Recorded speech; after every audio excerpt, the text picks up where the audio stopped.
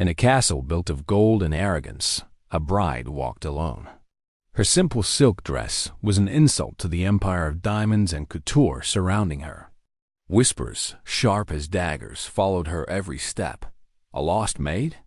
A beggar playing dress up? Every eye watched with delight, waiting for her downfall. But the greatest humiliation was yet to come.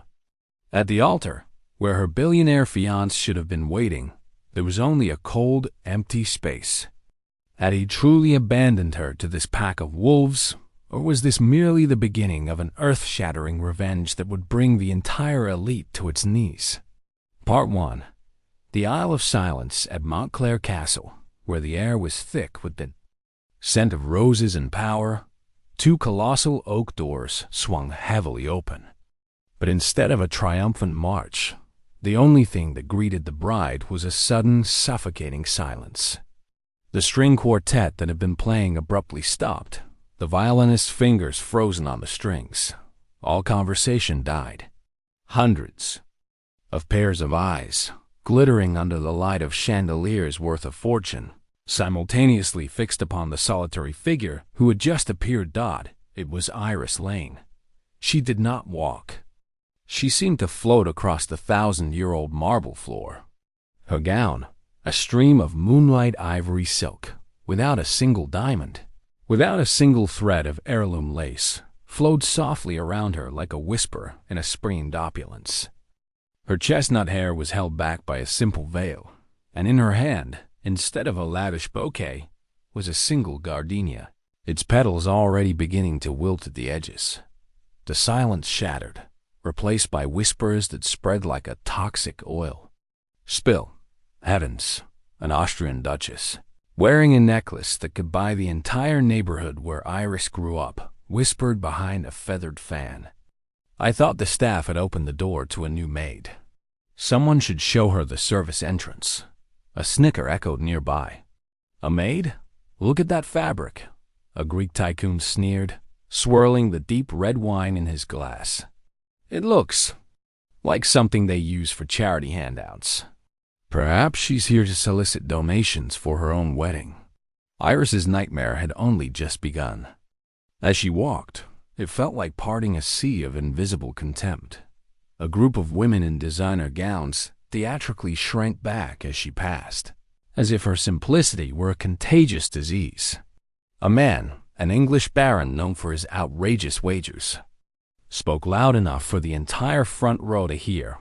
I'll wager 50,000 euros the groom doesn't show. This farce is about to end. And then, an act crueler than 1,000 words.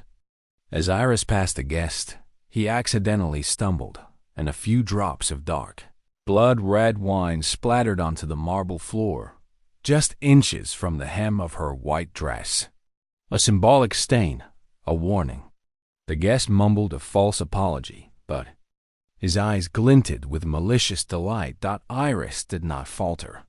Her hazel eyes remained fixed straight ahead on the empty altar. But inside, her heart was being crushed. Her hand tightened on the single gardenia, a final memento from her mother's small garden. Thousands of miles away, in a cold, sterile hospital room, a frail old man trembled as he stared at a tablet screen. Iris's father. Every insult, every look of contempt was a knife in his pride. He watched helplessly as his daughter was thrown to the wolves, and he could only clutch the hospital blanket, tears of silent rage streaming down his gaunt face. Part 2.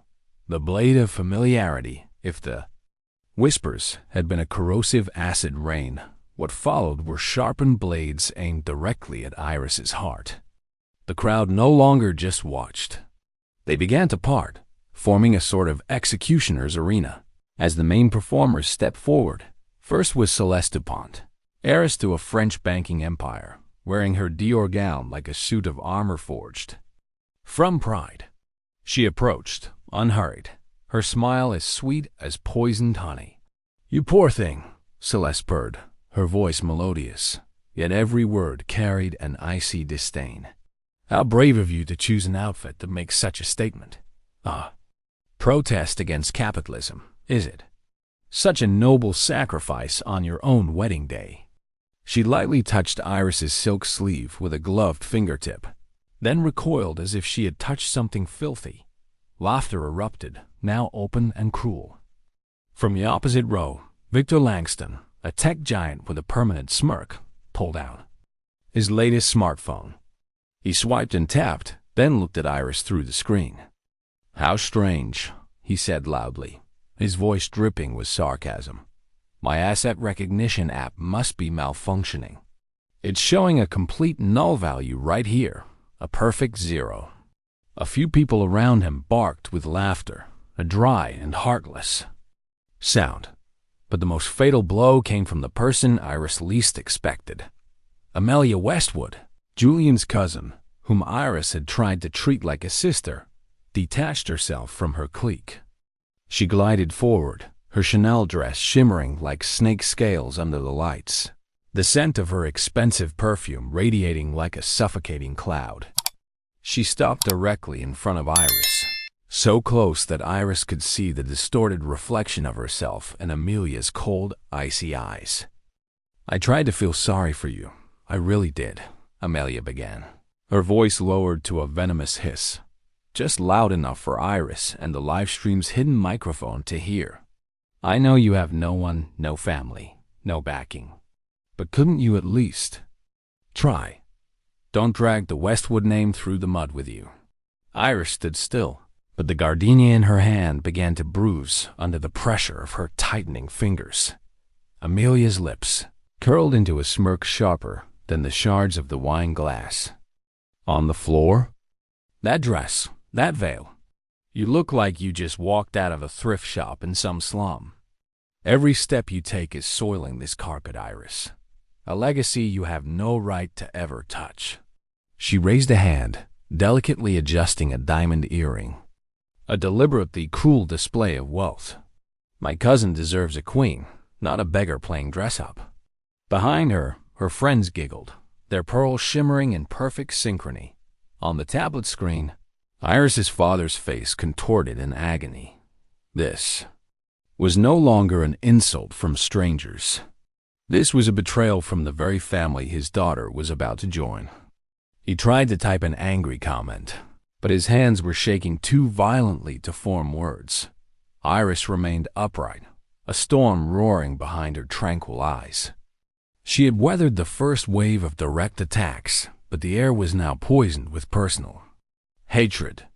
The invisible blades had left their bleeding scars, and before her, the altar remained empty, silent as a final judgment. Part 3. The verdict of emptiness. At last, Iris reached the end of her walk of shame. She stood before the altar, a cold marble slab that now looked like a platform of judgment. But no one was there waiting for her. The space beside her was not just an absence. It was a tangible entity, a giant, mocking shadow, screaming to everyone that she was the one who had been abandoned. The officiant stood there, a man with meticulously groomed silver hair, his usually placid face now showing clear distress. He avoided Iris's gaze, cleared his throat awkwardly into his fist, and shot a quick glance at his gold watch. The gesture was louder than any words.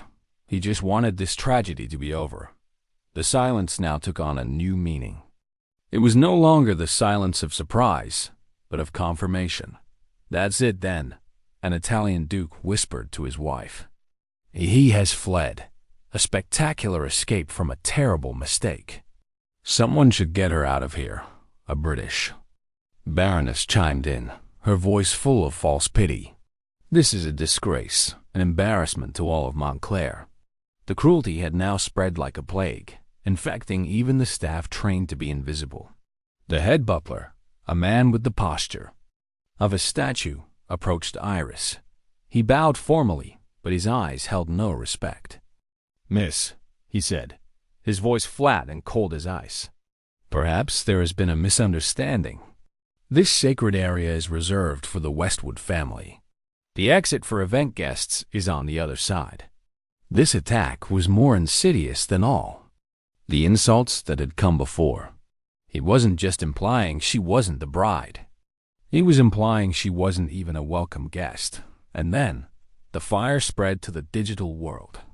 On the private livestream, meant only for her father, a firestorm of anonymous comments began to appear.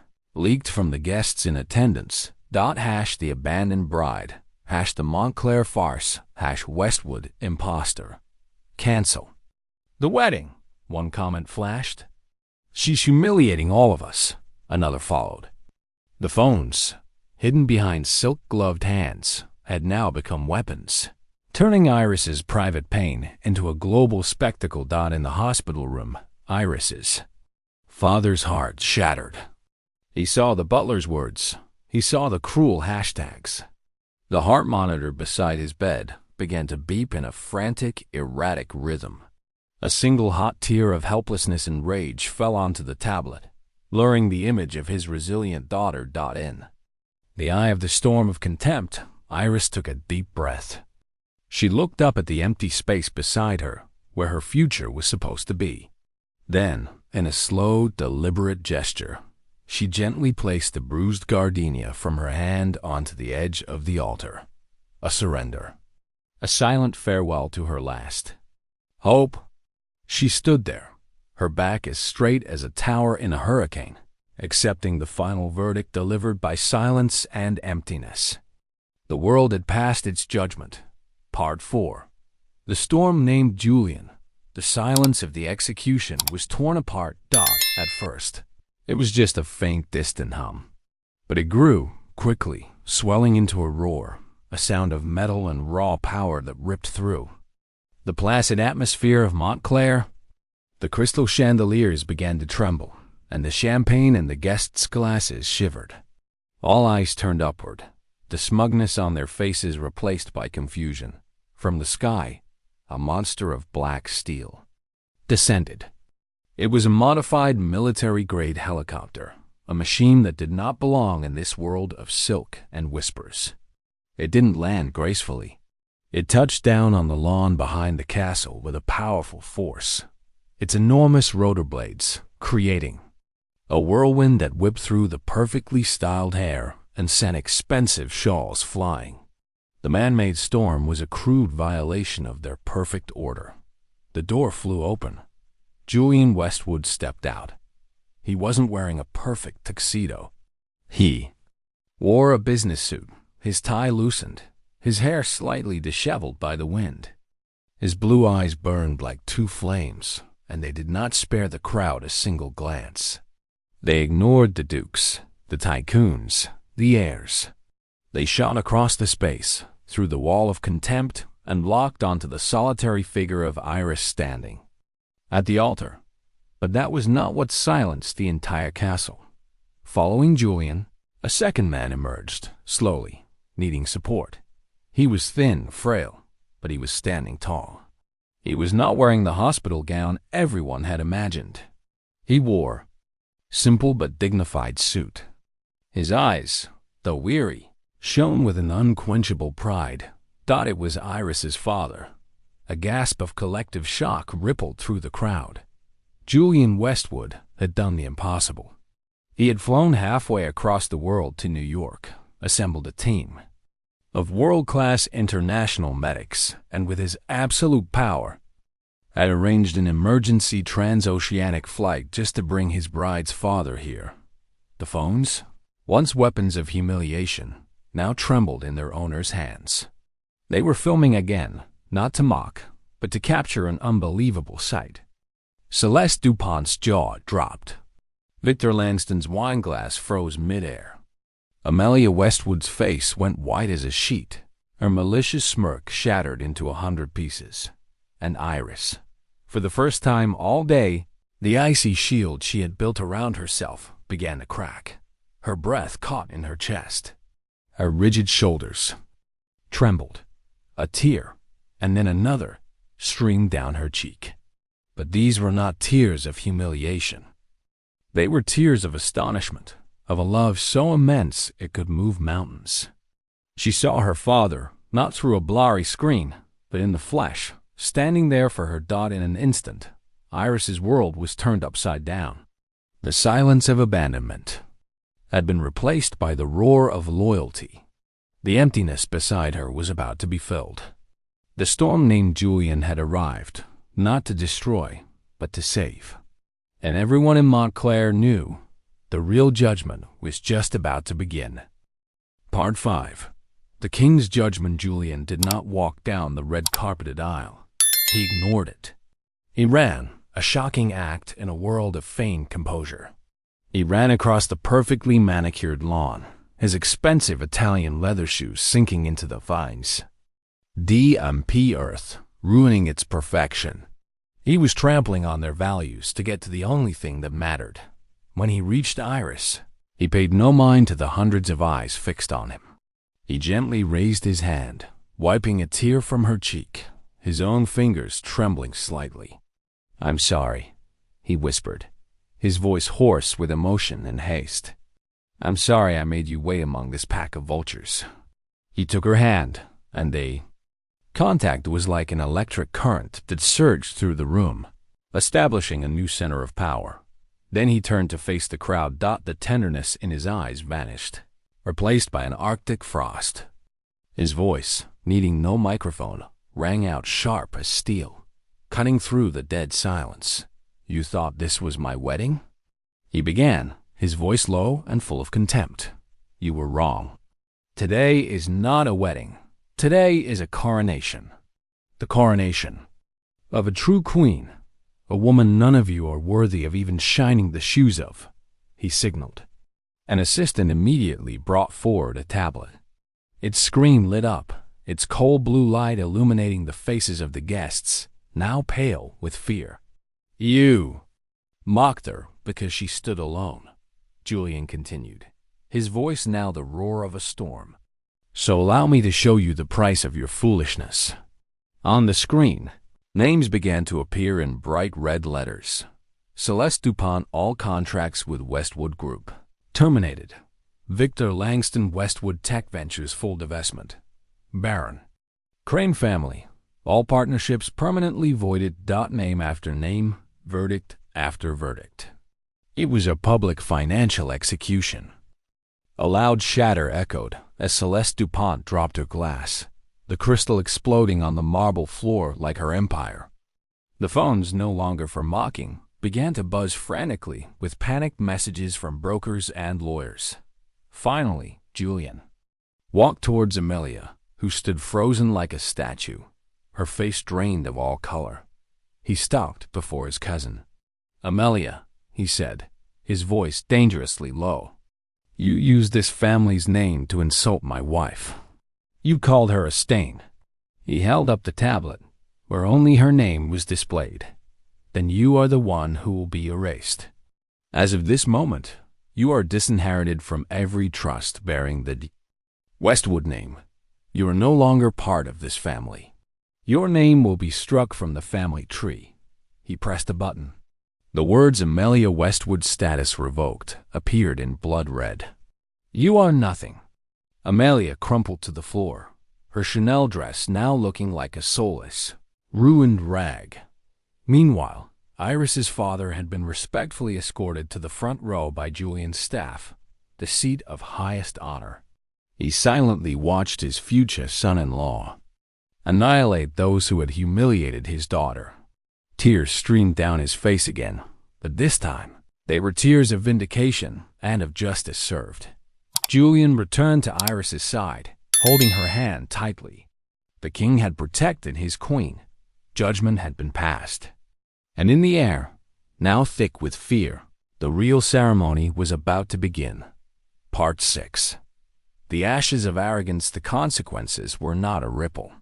They were a tsunami that swept through Grand Hall, washing away everything in its path. The atmosphere of superiority shattered completely, replaced by abject panic. Amelia, stripped of her very identity, struggled to her feet. She turned to her clique, the ones who had been laughing along with her moments before, searching for some comfort. But they recoiled. They turned their backs on her, their eyes now full of fear and revulsion, as if she were a leper. The Chanel dress, once her armor of pride, was now a costume of disgrace, marking her as a permanent outcast. Celeste Dupont and Victor Langston were frantically making calls, their commanding voices now reduced to desperate pleading. "How is that possible? Check again." Celeste hissed into her diamond-encrusted phone, but the other end was silent. Her ivory tower had crumbled with the press of a button. Victor stared at his smartwatch, the one he had used to mock Iris. It was now just a dark screen, a useless symbol of his own downfall. The Russian oligarch's wife, who had sneered about Iris's family, fled in a hurry, tripping over her own expensive Giovanni gown in a pathetic escape. She no longer looked like a queen, just a shamed fugitive. The English baron, who had wagered on Iris's humiliation, now stood frozen, his title nothing more than a ridiculous joke amidst the ruins of his powerful friend's dot at that moment. The castle's head of security, a large man with an emotionless face, entered with a list in his hand. He said nothing. He simply pointed coldly at the head butler, the waiter, and the other staff who had participated in the torment. They were immediately escorted out, their uniforms stripped from them, their careers turned to dust. The remaining guests, the ones who had laughed, the ones who had whispered, tried to sneak out quietly. But at the massive doors, they were stopped. Their names were all on a blacklist. Their invitations were void. Their power had turned to ash right before their eyes. And in the midst of this chaotic wreckage, Iris stood tall. She didn't have to say a word. Her silence was now more powerful than any declaration. Her simple silk dress was no longer a symbol of poverty. It shone like the robe of true royalty, a statement that worth was not measured in luxury. Her unstyled hair was now a halo. Her hazel eyes, no longer needing to hide their pain, now looked out at the ashes of her enemies, serene and majestic. Across the globe, the live stream exploded. The audience's fury had transformed into a roar of vindication. Justice for Iris Queen of Montclair the ashes of arrogance comments poured in. They deserved it. This is the greatest fairy tale ever. Iris is our queen. The girl once called the Nameless Bride now had a name celebrated by the world. She stood beside Julian, hand in hand, a living symbol of the truth that the fire of dignity, when fanned by love, could burn an entire empire of falsehood to the ground. Part 7. The coronation in silence as the last door closed behind the last humiliated guest. A new silence fell upon Montclair Castle. This was not the silence of contempt or expectation. This was the silence of reverence, heavy and profound. The air, once thick with perfume and ambition, was now clean and pure, as if the fire of justice had burned away all that was false dot in the midst of that silence. Iris's father rose. This time, he needed no one's help. Every step he took, though still frail, was impossibly steady. He walked to his daughter, who stood in the quiet halo of her triumph. He took her hand, the hand that the world had tried to cast aside. This world tried to tell you who you are, he said, his voice hoarse but clear, echoing through the hall. It said you were not enough, that you needed titles, jewels, their approval. He looked directly into his daughter's eyes. But it was wrong, Iris. My daughter, you have always been enough. Then he turned to Julian and placed Iris's hand in his. It was not an act of giving away, but of joining. Two forces, one of a power that could move the world, and one of a dignity that could change it, were now one. The efficient, who had just witnessed a judgment of biblical proportions, now stepped forward with a new and total respect. He began the ceremony. There was no orchestra. There were no flowery, pre-written vows. Julian picked up the bruised gardenia that Iris had placed on the altar and tucked it into his lapel. It became the ceremony's sole emblem, a testament to their pain and resilience. They looked into each other's eyes, their vows simple promises from the heart. Before all storms, Julian said, "In all truths," Iris replied, and as they shared their first kiss, everyone remaining in the room, the staff, the security team, the officiants stood up, not out of fear, but because they were in the presence of something greater than even the power of the Westwood name. They were in the presence of the strength of a woman who had faced the world alone and had won. Iris Westwood had no crown on her head, but the entire castle was her kingdom. She had no diamonds around her neck, but Julian's love was her priceless treasure. She had no family crest to leave behind, but her name would become a legend whispered in these halls forever. The legend of the nameless bride who arrived and taught the world the true meaning of wealth. Their story was written in fire and truth. And you, would you dare to stand alone like Iris?